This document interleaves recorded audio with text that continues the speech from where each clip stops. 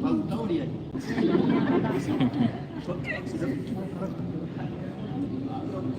જાગતો માણસ હોય ને તો આ લોચા માણસ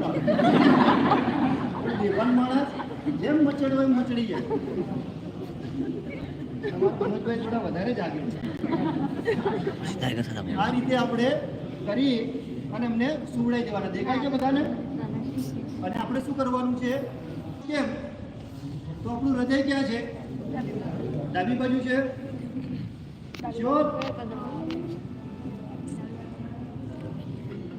આપણું હૃદય ક્યાં છે?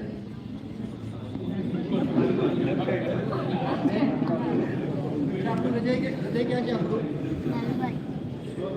આપણું હૃદય ક્યાં છે? આપણું હૃદય ક્યાં છે? આપણું હૃદય ડાબી બાજુ. ઓકે, જો આપણે બધા જ છે ને ક્યાંક ને ક્યાંક આ જગ્યાએ માર ખાઈએ છીએ. હવે પછીનું જે સ્ટેપ છે ને એના પહેલાનું આ સ્ટેપ છે હૃદય. એટલા માટે હું પૂછું છું કે આપણે બધા ભૂલ કરતા હોઈએ છીએ કે આપણું હૃદય ડાબી બાજુ છે. એકચ્યુઅલમાં આપણું હૃદય મિડલમાં છે. આપણું હૃદય बाद में लाइट चालू है, बाद में ना चालू है. देखना है मैं तो सेवरी अपलोड करेगा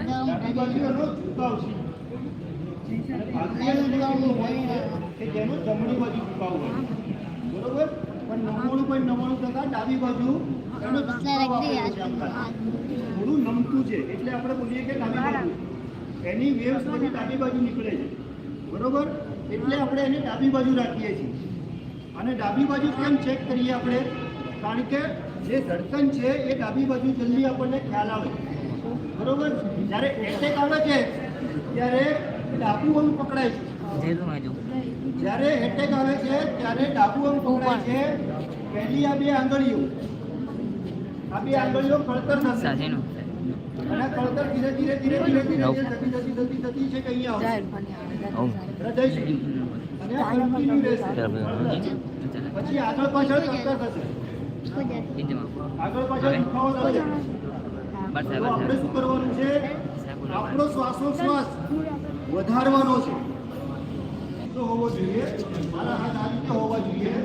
આ રીતે એના હૃદય ઉપર આપણો હાથ હોવો જોઈએ અને એને 30 વખત પુશ કરવાનું છે.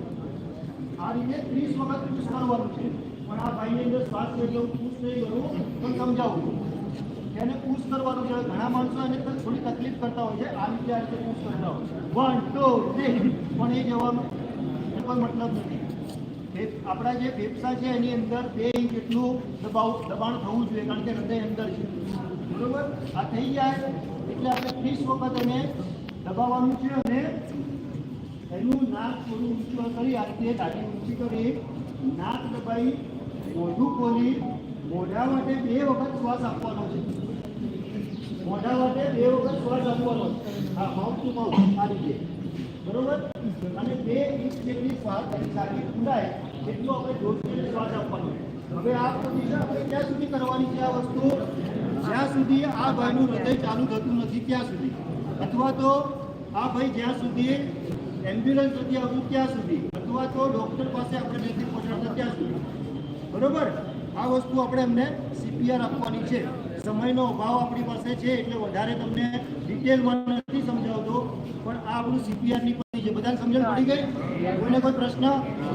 ઓકે. આજે સમગ્ર દેશમાં આ રીતે સિવિલ ડિફેન્સ અને મોક ડ્રીલનો કાર્યક્રમ દેશના યશસ્વી